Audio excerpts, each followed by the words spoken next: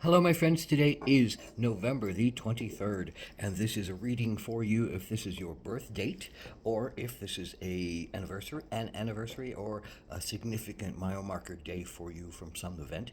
You can project all of this onto that, but primarily this is a birthday reading for those born on this date, November the 23rd. This is a 4 card pull, a general energy card for the year, a challenge you might face this year, an action you can take to stay in balance, and an outcome or synopsis card. And this is the general energy card of the year is the stone. And so as a reflection, as a reference, as a deeper understanding of the year, this first card is presented as something to just think about and understand on its deepest levels, if you can. The stone. What is the stone? The stone has often come from meteors and other stars that have impregnated the earth with their mechanisms, and then it is the earth, what was here, the huge iron content and other few minerals that were here have been added onto and made into a new composite of energy. That composite of energy allowed humans to become form, because we carry all of the energy of the earth inside of our bodies. All the minerals and materials are reflected relatively proportionally close to everything that's inside of the earth. So we have all these stones in the earth inside of us.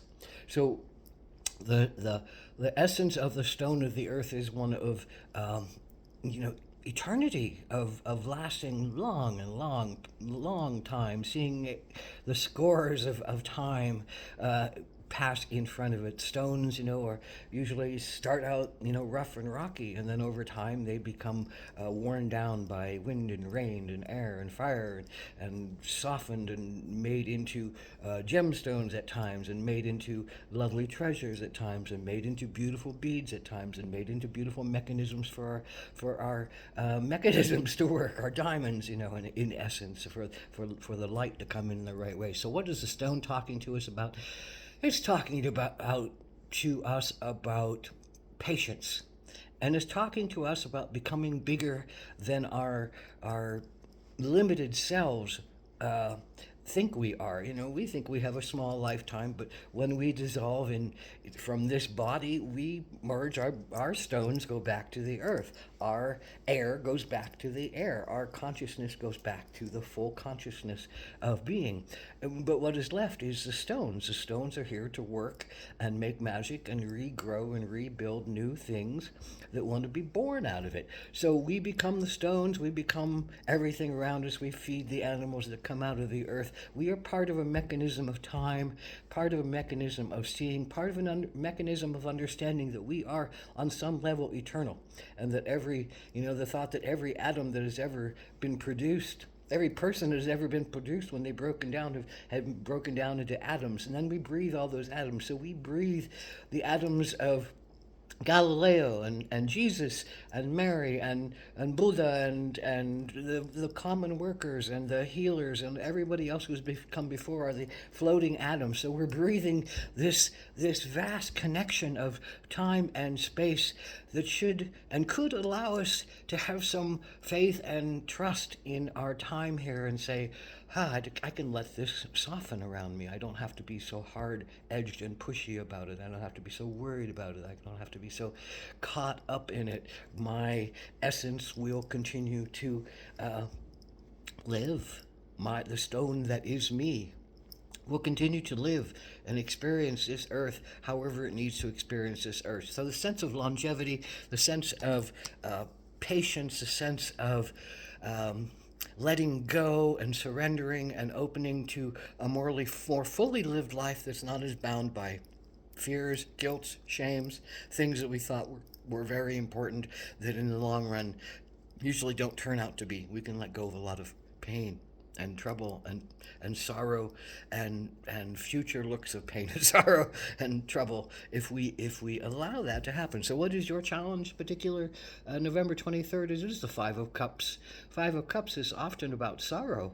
It's about your cups of pleasure have been spilled behind you. Maybe someone has died. Maybe something important to you has died or gone away from you. Maybe it's an animal. Maybe it's a friend. Maybe it's a lover. Maybe it's a mother or father. Maybe it's some kind of thing you built, something that has brought you pleasure. Someone has brought you pleasure, but they are no longer there. That relationship has spilt its its essence, its joy, its connection, and maybe and with this card says there's a lot of sorrow inside of you. What's your challenge? Well, to face your sorrow. Your challenge is to face your sorrow and understand on a deep level that time will help you to heal. And I know it doesn't feel like that, but time will help you to heal, and time will help you to have soft, warm memories of what was and release the pain of being abandoned and left out and lost and unable to have something sweet happen in your life again. Because look across the river here, there's two cups that are still standing.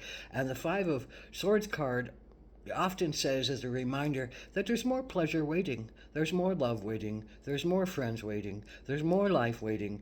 Don't tag yourself into this loss that completely drains you of your energy, completely drains you of your will, and makes you unable to face your future with a presence. But what is the Five of Swords really talking about? It's talking about crying. There's a river between you and those two other cups. There's a river that says, well, you have to cross this river. You have to cross this salt water. You have to give to the salt water your own salt water. You have to give to the salt water your grief and your tears, and you have to let go. Then you have to open up to the pain that's inside of you, and you have to let it flow. And the only way to become healed and whole and healthy so you can move forward is to release the grief that's inside of you. Grief and those tears that you suck back in can cause a lot of damage to your body system, can cause a lot more pain, can cause possibly arthritis, can cause possibly, a lot more toxins that you don't need to deal with. They can suck you dry and make you kind of a sense of miserable if you don't face them, if you don't grieve them. Now, the other side of the heart energy of grieving is laughing. So, if you can learn how to laugh in this period, or you can learn how to cry in this period, more than likely you're going to be much better off for the future. But don't push yourself. Grief is hard. Grief takes a long time, 6 to 8 months. Sometimes when somebody very significant pulls their essence out of our aura, and we're left with a big hole that needs to heal itself up so that it can be closed and you can become full again and cooperate with the universe one more time. So this is a lot about the healing power of grief and crying and allowing oneself to feel that in the present moment. And so this is your action to take. Well, it's the whale, and whale is about diving deep into your grief, for one thing. It's about really surrendering to the ocean of feeling that is inside of you, diving deep like the whale. The whale is also the record keeper, so maybe this is about the remembrance of good times. Maybe this is about remembrance of the connections that are eternal, so that you can have a better prospect and a better perspective on what is happening. Maybe this is about tapping into something that is so deep that it's ancient, that there's some kind of ancient memory that says, oh, I've done this with this person before, and this energy before, and that energy or that person or that vibration will continue to come back to me over time and over time and over time in order for us to do our work together. Maybe it's that big understanding of star-born, star flame, star twins, star mates, star soul beings who come to help us over and over and over again together to do what we need to do our healing.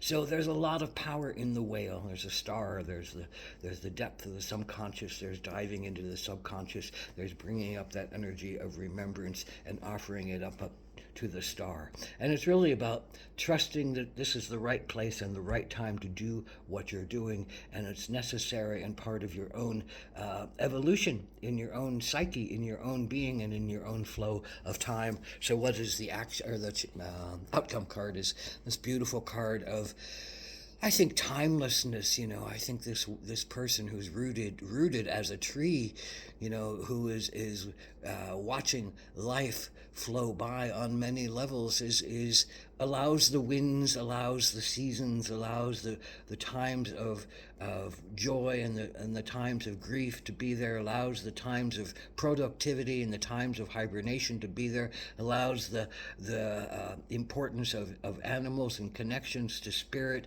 to be there, allows oneself to become the tree in its kind of sense of everlasting note. So the tree is the stone, and the stone is the person, and the person is the animal, and all of these things are in cycle. So, you have to become the stone that's in the earth that is broken down to become you, and you have to connect with the stones that are in the earth one more time to remember who you are and that you're here as an eternal being, and you have to remember that you can be more at peace and more in joy in your life, but you have to go with the seasons and go with the flows. And when it's time to cry, it's time to cry. When it's time to laugh, it's time to laugh. When it's time to do whatever is called in the name of healing, it becomes the time to do it. You can't push it. You can't force it. You can only be open to it. The whale says you're open to it. The time of your life, because you don't want to sit in this grief forever because it's miserable, says you're open to healing it. The stone says, remember that you can do it. We've been here a long time. We've been watching and doing and being a part of life for as long as we can remember, and that has been an eternity. So blessed be to however this remembrance comes to you this year, but grief and laughter and remembrance, deep and eternal understandings, those are all part of this major year. Blessed be.